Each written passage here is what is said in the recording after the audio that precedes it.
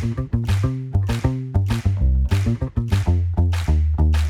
on my podcast, Claudio Ribeiro from Federal. We go restaurant next door to him in the Northern Quarter. Best coffee, best breakfast, so enjoy the episode today. Alright, Claudio, so who are you? What are you doing? Why are you here? I own Federal, cafe and bar. So it's a brunch place in Manchester. I have 3 sites at the moment in the city centre. And I have a small coffee van down in Altrincham. And I'm just here to have a chat with you about hospitality. Yeah, we just want, this podcast is about Becomingamanc. Okay. And then you, very similar to my story, we came to Manchester, slowly, we go home, and then hopefully we made in our eyes anyway. So maybe somebody's eyes is not the same, but I think what we done great for Manchester, coming from different countries and be young. How old you were when you're here? So I arrived in Manchester in 2011. So I would have been 30, I think. Okay. No, less than that actually. I would have been maybe 20, 29, 28. And I came in to just manage an hotel, the Crown Plaza, which is close to where my first site is. And I was there for about 5 years. And then from there, I decided that I wanted to open my own business, and I took over that site, which... Okay, and then that time was easy to do, or was... No. I opened it with the intention of just do it differently from the corporate background that I was in. Hotels are very corporate, especially the Crown Plaza.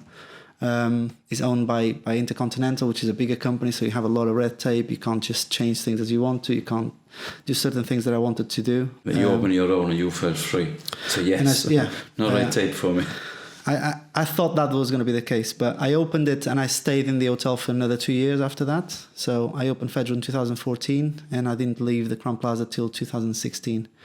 So I did it for 2 years. So what inspired you to do Federal? So when I took that site, what Federal is now in the Northern Quarter, I didn't know what to do with it. I just took the keys. I bought the business from someone that was working there. That site was not doing well at all. I walked past, I saw it, and I thought, no.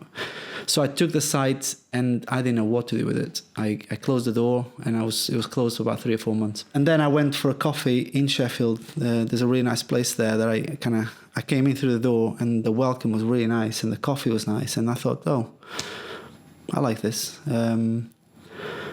And I spoke to the owner there about it, and we discussed a few ideas of what makes it. He was from New Zealand, the guy at the time, and I thought that's what Manchester needs a place like this actually. And this is where Federal came from. It came from me going into a coffee shop, really liking it, and me trying to create something like that in Manchester. That's good. I think I wanted to make a difference in terms of... You want to make so much money, that's why. Sorry? You want to make a lot of money. Money? No, I'm only joking. The thing is, you say this, and I don't know if this can be on a podcast now, but you do make a lot more money working for yourself. That's for sure. There's no comparison. If you're good at what if you know what you're doing, there's a massive gap between working for someone else. So what I would say is that if people want to, if they have the dream of working for themselves, start as soon as possible, because there is a difference, between what you can get paid. Yeah, I think younger people, they need to have the vision now to do what we done, because we only gonna get old anyway. Yeah. So we want new brand, we want new ideas, new stuff. So for then you the complain that you have no staff to work. And I know. Imagine if everyone worked for themselves as well. But I would say that working for myself and Open Federal was something that I wanted to do.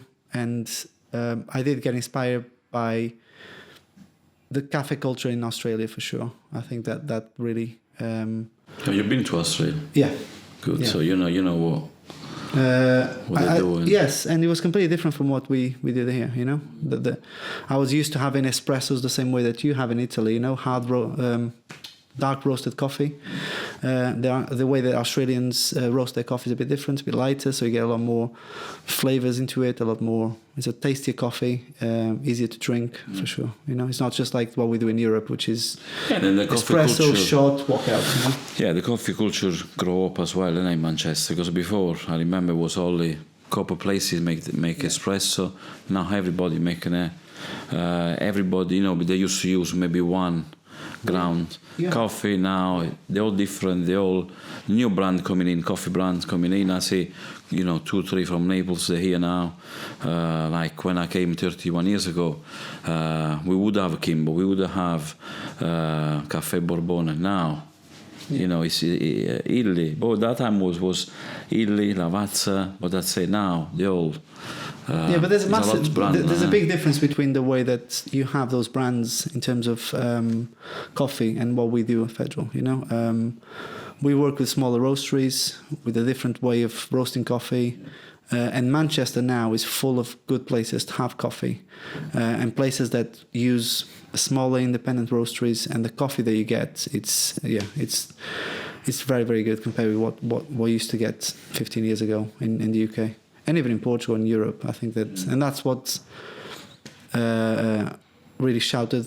Well, I think that's where I got some inspiration from, was the fact that I wanted to do something a bit different that at the time we didn't have in Manchester. And we were one of the first places to do avocado on toast, in 2014. And then, so what inspired me to open Federal, I think, the way that they have cafes in Australia, I think many people know we're next door in Northern Quarter. Yeah.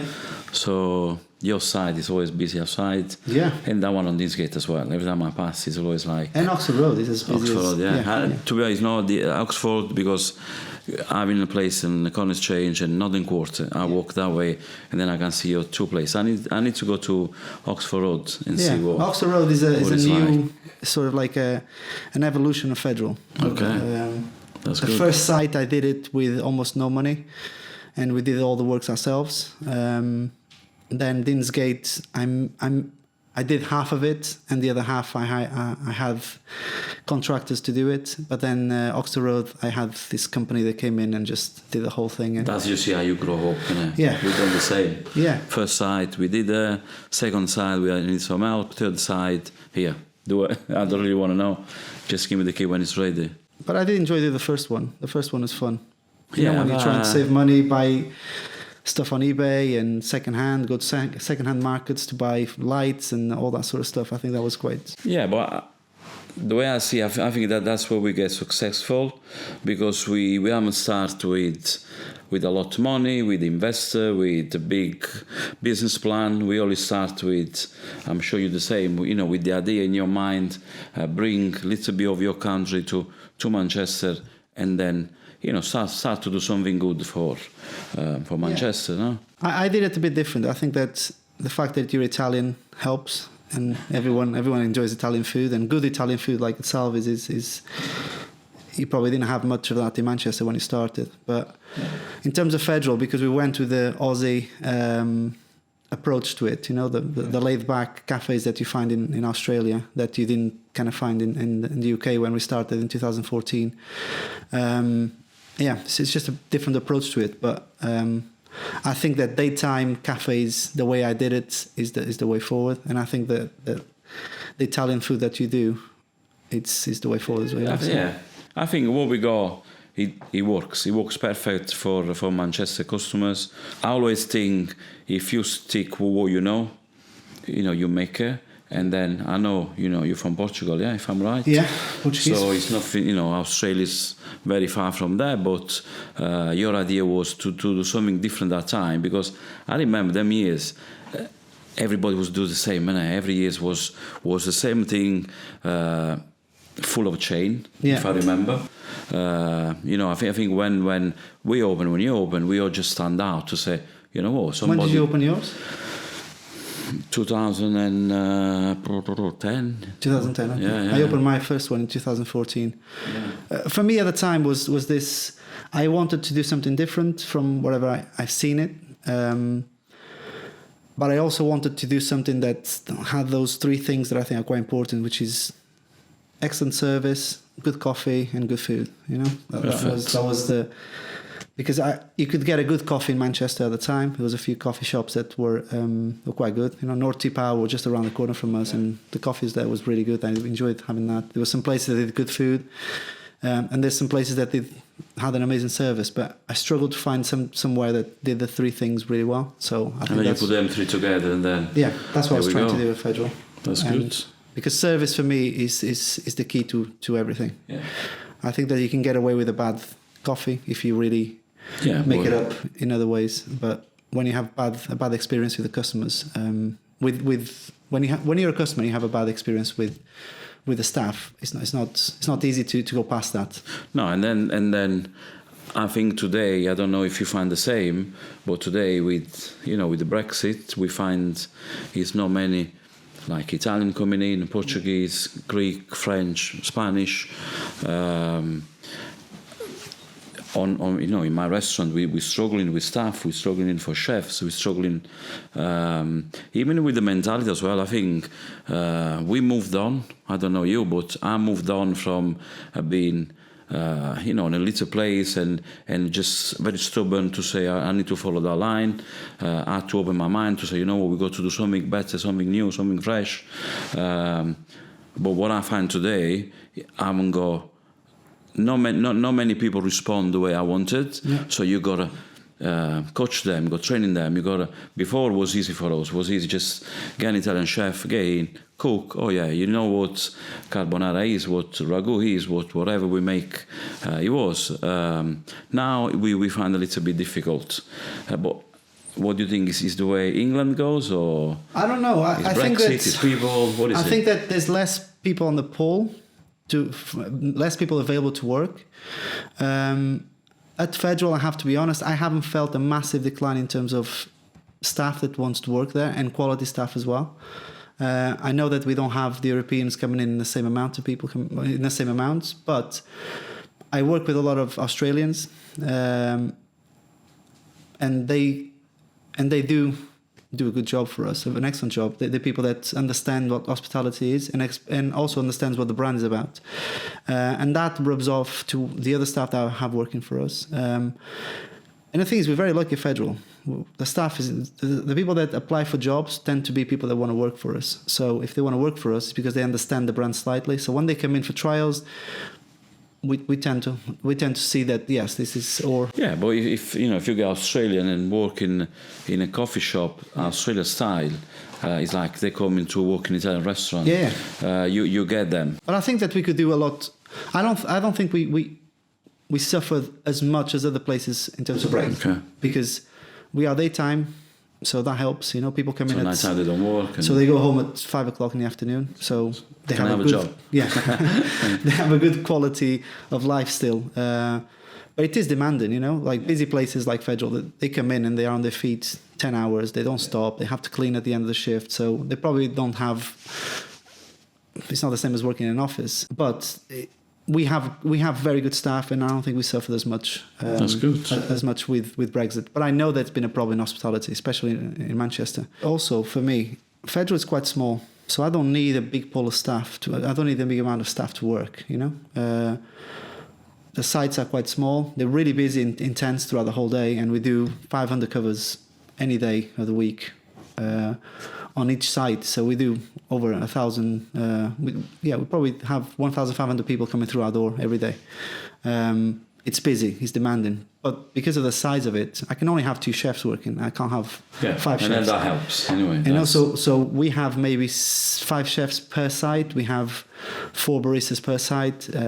We have So it's not the same as having a massive restaurant where you need all this amount of people to come in and work. Yeah, I think that the formula you do is great because I see the difference between the 3 sites I've got. Like the northern quarter next to you is only small, 2 chefs, 3 waiter, you're done. Okay, this square, we need more, like 3-4 chefs and then 5 waiter. But the current change is up 2 floor.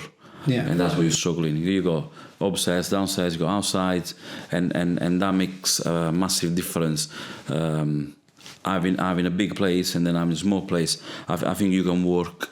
But this is where for me I need to maintain the brand standards and the brand vision with this. I have offers to go and take over bigger sites and go to other cities and with more seats, 100 seats, 80 seats. And for me, this formula works well. you know. So I will stick to the formula like this. I will stick to Federal being quite small, intense, buzzing with people inside, you know, quite loud staff working, takeaways, sitting in, and all that vibrant thing that happens at Federal. I think that's what people enjoy. 100% agree with you. I agree with you, but you say, why open a big restaurant? Yeah. Your restaurant is completely different. You got to have so many seats to make so much, and then give so much to people as well. But that's the difference between daytime and nighttime. You know? And I think Federal, we've been able to create this. We had that in Northern Quarter, a really busy site where people were waiting inside, and you had to go past people with the food in their hands and excuse me, and elbow people, and people enjoyed being inside there. And then we opened Dinsgate, and somehow that happened exactly the same thing. There's not a lot of space for you to order. You have to kind of be careful as you come in. You don't know. So, and then Oxford Road, exactly the same. I went in this morning. I couldn't get in. It was like 7 or 8 people waiting for coffees. I had a queue of people to go waiting for tables. I had waiters coming in with food, and I was like, okay, I'm not going to try to go in. I'm just going to go in. And then people queue and say, where are you going? Yeah. Go back in the queue. But I think that small thing for us does quite well. And I think it suits daytime businesses for sure, I think that in terms of what we're doing, I think we're doing quite well, So why Federal Manchester? And not Federal Sheffield or London or I don't know. I think Leeds? that the first time I came to Manchester, I really felt it to be different from where I was before. I was in Sheffield for a long time, and the first time I visited Manchester, I thought this is completely different from Sheffield, which it is. So you were thinking, I can do something here. This city. I think that if I'm going to do something, I prefer to do something in Manchester. The people here are different. It's more of a city feel to it, and I think that's why. You think Manchester drew you in to say? Yeah, I think the first time I came to Manchester, I still remember it was a Saturday night, and again, I don't know, Sheffield is not a small city; it's a city. But the first time I came to Dinsgate, and it seemed like a completely different city, like so busy, so big, loads of people. Just I remember the cars. And it's like, oh, this is a lot bigger compared with, and I didn't want to, London for me was so busy and so overwhelming, and the first time I landed in Manchester, I was like, I like the city. I like how small but how big it feels at the same time. So, have people from everywhere. Yeah, so I just felt at home when I came the first time. Yeah. I feel the same. I think that's why, say Becomingamanc is, I think it's more because with the way I feel, I feel at home here. I feel like it's not different from my hometown, not at all. I've got the same friend here, I've got it there. I can do whatever I want here the same way I can do in Italy. So, like you said, London before, it's too big. Maybe we could express ourselves the same way we done it with Manchester. And then Manchester people, they're so friendly, they're so... I think it's that. I think it's friendly. I think I go from one side to the other side to the other side, and I go past so many people that I know, so many people that I can stop and have a chat. So it's a massive city, but it still feels quite small when you are in it, So what do you think is the biggest setback for hospitality? At the moment, I think the cost of stuff, the cost of produce at the moment. I think that's the main one for us. We saw the prices of stuff going up quite considerably in the last few months, and I think that has had a massive impact in terms of the bottom line for sure. Yeah. Payroll used to be a higher cost, and now payroll became the second one. I think the cost of food, and you can't pass all that to the customers. You can't. A steak, for example, used to cost £3, now costs £5. You can't increase the price that much. So do you see the same thing we see? We see our our profit just getting smaller and smaller. Getting smaller and smaller now. Yeah. I think for hospitality, I think that's cost of goods and then staff is, they're up there now. Before, it was maybe on the middle because it was rent, was rates, was everything else like that. Now all that just took over the rent and the rates. So yeah, I do feel what you're saying. For me, I think the cost of food has had a massive impact on my margins. But I think that running a restaurant's not easy, and it's been easy for years for people to run restaurants, And now it's harder, and it gets harder and harder. And I think only the people that really understand what it is to run a restaurant will survive. So, $1 million question, you still enjoying it?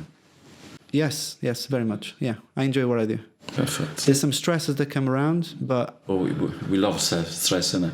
No, it's not. I love it. I like the fact that the stresses that I have is because I'm in charge. You know, I would hate to be stressed if someone's telling me what to do. So I have that understanding of today. I had to go in and try and fix a pipe at the northern quarter because it burst and there was water everywhere. So I had to run there and fix it. I prefer to do that than having someone tell me to go and do that for someone else. So I was doing that for me. And that first instance was stressful because someone said, oh, a pipe burst. But as I was going there, I understood, like, this is my place. This is what I have to do.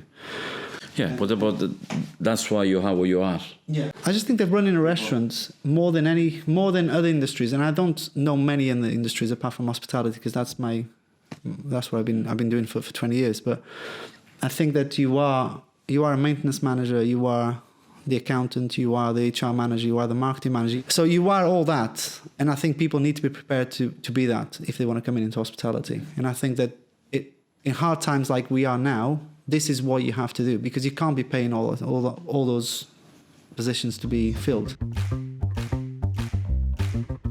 You would open Federal today. Just say you're coming in now to Manchester, you're coming into UK, whatever.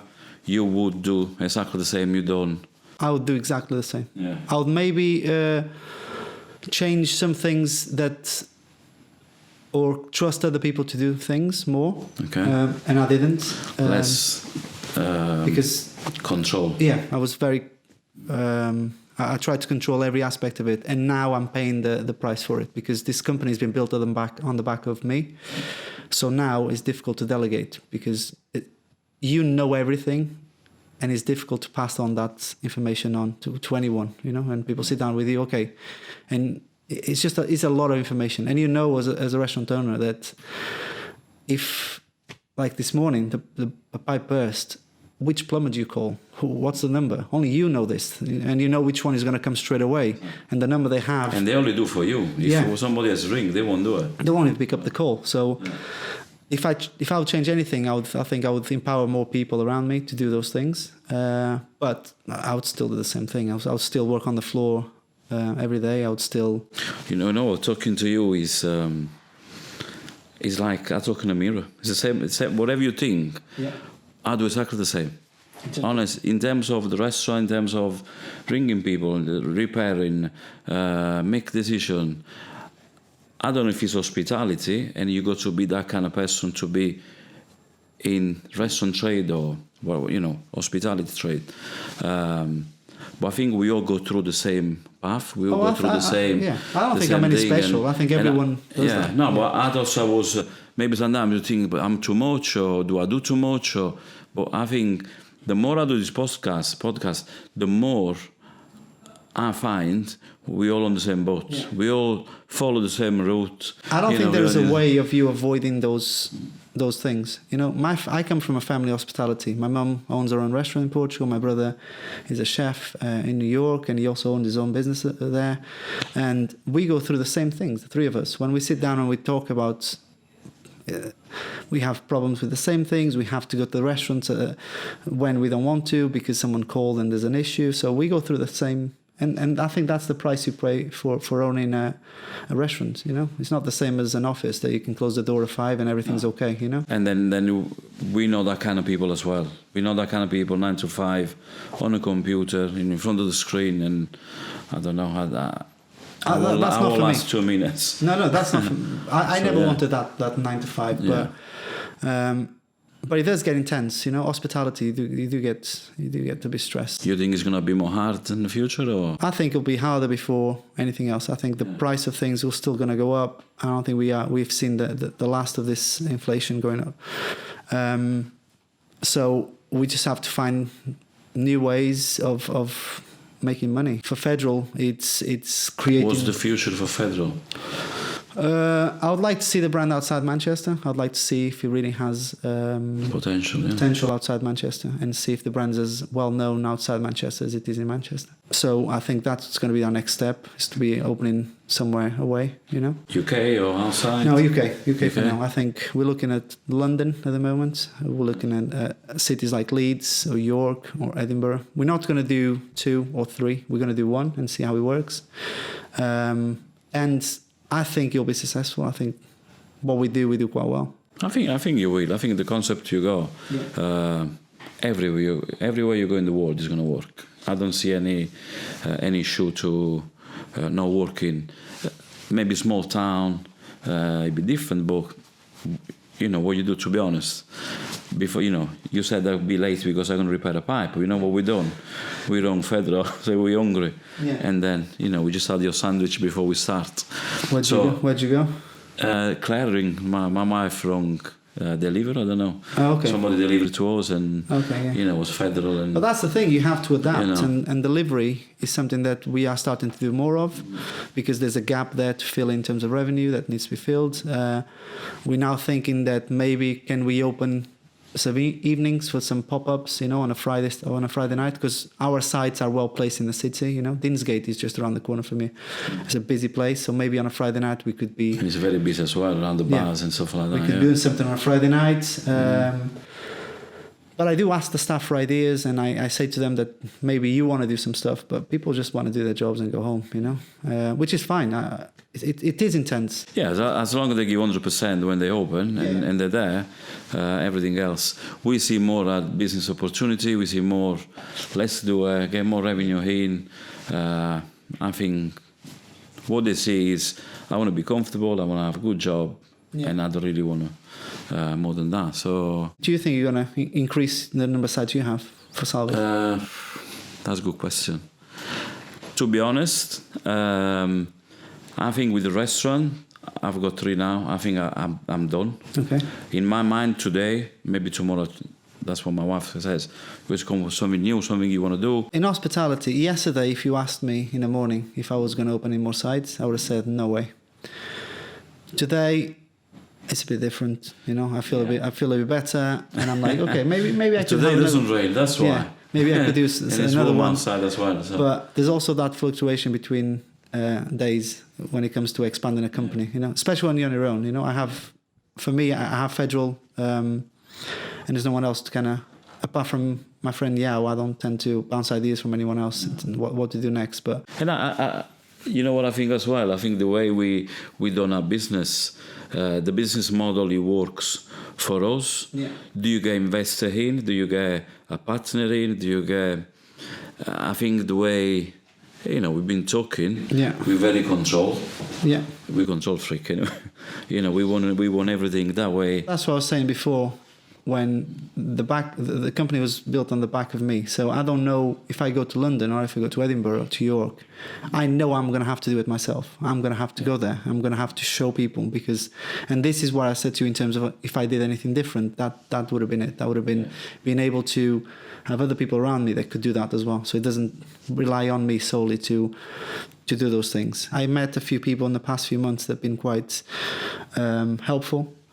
I wouldn't say that they're mentors, but I think that now I can see the benefit of having a mentor of someone that did what you're trying to do and bounce ideas from them. It's really useful, because sometimes you're stuck to this way of working, and it's only until you meet another successful restaurant owner and debate things with them that you realize that, oh yeah, maybe there's another way. Or so I found that this year I met a few people like that have been helping me quite along this year. 100%. What's the vision? What do you think is, in terms of Salvis, is different from another Italian in the city? You know what I think is different, Salvis, and I'm sure in your business is the same.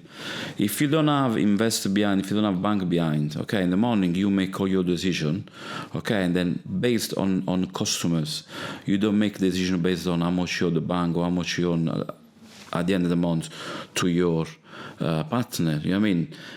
I see that I can make any decision, and then I can change and move things the way I want it, but at the same time, when I go on interview with the new person, as a chef, as waiter, as manager, whatever, I tell them my priority is not you, it's not me, is a customer. Customer is got to come in here, got to be happy. When we walk through Manchester, when we do anything, people recognize us because we're nice, we kind, we're generous, things like that. We don't want to say, oh yeah, he own a restaurant, but we don't want that. So I base my restaurant on customer before anybody else. I think that I don't disagree with what you're saying. I think that in the past few months, or in the past few years, I've changed slightly. I think staff tends to be the people I look after the most. Because if I looked after my staff the most, they looked after my customers. And I think that, yes, the customer is the most important thing because they're the ones that bring in the money. So you can pay your staff. That's no doubt about who's important. Yeah, staff, of course, is important. But for me, staff is... And I think that's the vision that I have compared... that makes a bit of a difference for me, at least, is that I try and make sure that every customer leaves happy. But if the staff are happy, there's a bigger chance of that happening, Yeah, but of course, if you got miserable staff, customer will never be happy. I don't think anyone should leave not completely happy about what the service or the coffee or the food. It does happen. You have like some of the nights is a bit hectic, but that's why their time is always good. It finishes early. Everyone's in a good mood, Yeah, but I think it's easier to not easier. I think is people during the day have a different mindset when they come into businesses. Yeah, but if I come to you at 7 o'clock in the morning, example, I won't even talk to you. So I'll have my coffee, I get out, or I sit down, and I don't think I'll look into a complaint or things like that. That's the difference there for Federal. I think we try, even at 7:30 in the morning, we try to make sure that everyone's day gets better after they leave the door. Exactly, yeah. So even if you come in and you are that sort of customer that doesn't want to speak to anyone, you're still going to get a massive hello as you come in through the door. What do you think become a Manc? Are you become a Manc? That's a hard question. You're going to become a Manc? Or? I don't know. I've been here for 13 years, so 2011, 2024. So 13 years. What is to become a Manc? I don't know. I love Manchester. I love the city. I live in the city centre. I enjoy how the city has evolved in the past 13 years, for sure. Yeah, it's grown so much. Yeah. And I'm a person that likes to go out and have food. I don't drink, so I tend to not go out drinking. But in terms of going out for food, is a city has loads of really nice places, and more keep opening up. I enjoy Manchester. I'm grateful for all the opportunities that this city has given me. I love football. So United or City? I don't have preference for as long as they're doing well, the city's doing well, my cafes do well, so it's all good. You know what we're looking as well at the Champions League. Yeah. When United and City go on the Champions League, we know Tuesday, Wednesday, Thursday, we're gonna have people come from outside, come to the city, and then we're happy. So yeah, the same for us. Well, when United plays, we see a massive increase on the weekdays. When City plays Champions League, it's the same thing. So. What is to become a Manc? I enjoy the city, and enjoy the city. I do. I enjoy living here. I live in the northern quarter. I tend to be on my bike between the sites. I enjoy just how the city is. And what about the weather? Manchester weather? It still bother you, or it never bother you? No, it bothers me. Still bothers me today. Okay.